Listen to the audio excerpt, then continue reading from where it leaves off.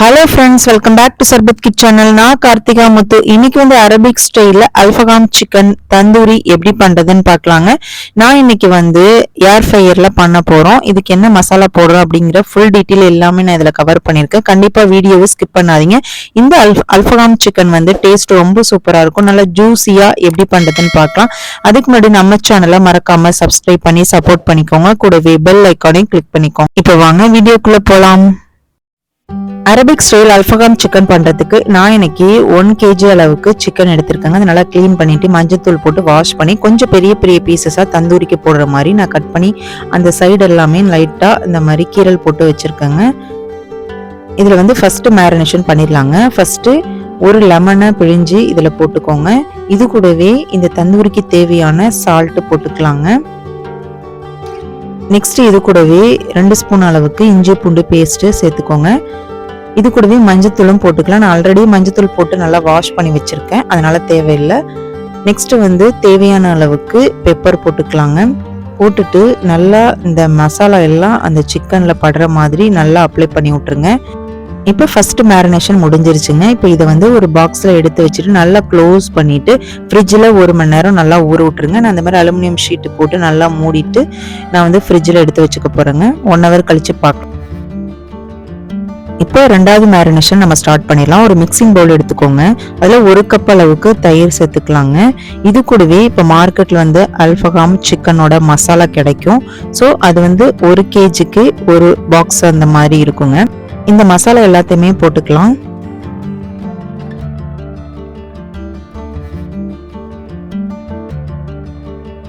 Next 1 spoon அளவுக்கு oil ஊற்றிக்கலாம். இது கூடவே 1/2 ஸ்பூன் அளவுக்கு ஓரிங்கானா சேர்த்துக்கலாங்க. இந்த ஓரிங்கானா ஸ்மெல் வந்து இந்த அல்ஃபகாம் சிக்கனுக்கு ரொம்பவே சூப்பராக இருக்கும். நெக்ஸ்ட் வந்து 1 ஸ்பூன் அளவுக்கு கஸ்தூரி மெத்தியை நல்லா கையால் இந்த மாதிரி மிக்ஸ் பண்ணி விட்டுட்டு இதில் போட்டுக்கோங்க. போட்டுட்டு இப்போ எல்லா மசாலாவையும் நல்லா ஒன்று சேர மிக்ஸ் பண்ணி விட்டுறலாங்க. இப்போ செகண்ட் மேரினேஷன் சூப்பராக ரெடி ஆகிட்டு இப்போ நம்ம ஊற வச்சிருந்த சிக்கன் எடுத்துக்கலாங்க. 1 மணி நேரம் ஆயிடுச்சு. இப்போ இந்த சிக்கன் மேலே நம்ம ரெடி பண்ணி வச்சிருந்த மசாலா எல்லாத்தையுமே இதில் அப்ளை பண்ணிக்கலாங்க.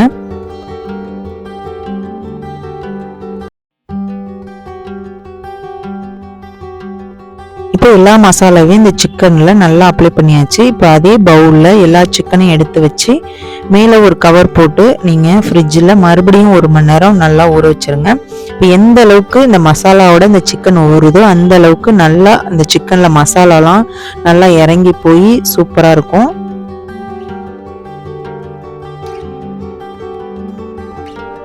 இப்போ அகைன் 1 மணி நேரம் ஆயிடுச்சு. இப்போ ஏர் ஃப்ரையரை ஓப்பன் பண்ணிவிட்டு ஃபர்ஸ்ட்டில் இருக்கிற ட்ரேயில் வந்து நம்ம கொஞ்சமாக ப்ரஷ்ஷில் ஆயில் அப்ளை பண்ணிக்கலாங்க. நான் ஃபஸ்ட் வீடியோ வந்து ஆல்ரெடி ஏர் ஃப்ரையர் எப்படி யூஸ் பண்ணணும், அதில் என்னென்னலாம் பண்ணணும் அப்படின்ற ஃபுல் வீடியோ நான் இதில் கொடுத்துருக்கேன். இந்த வீடியோ லிங்க்கும் நான் கீழே கொடுக்குறேன். இப்போ வந்து 1 ஹவருக்கு அப்புறம் சிக்கனை எடுத்துக்கலாங்க. எடுத்துட்டு நம்ம ரெடி பண்ணி வச்சுருந்த அந்த ட்ரேயில் ஒன்று ஒன்றா எடுத்து வச்சுக்கலாம். இப்போ நான் எல்லா சிக்கனுமே அந்த ட்ரேயில் எடுத்து வச்சாச்சுங்க.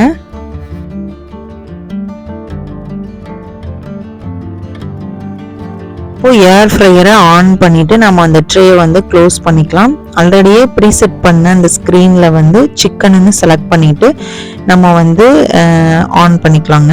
ஆல்ரெடி 200 டிகிரி செல்சியஸில் 15 மினிட்ஸ் போட்டிருக்கேன்.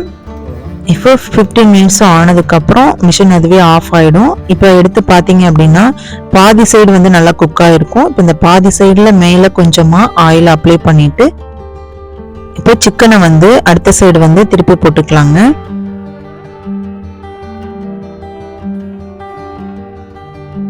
இப்போ மறுபடியும் திருப்பி போட்டுட்டு அந்த சிக்கன் மேலேயுமே கொஞ்சமாக ஆயில் வந்து அப்ளை பண்ணிக்கலாங்க.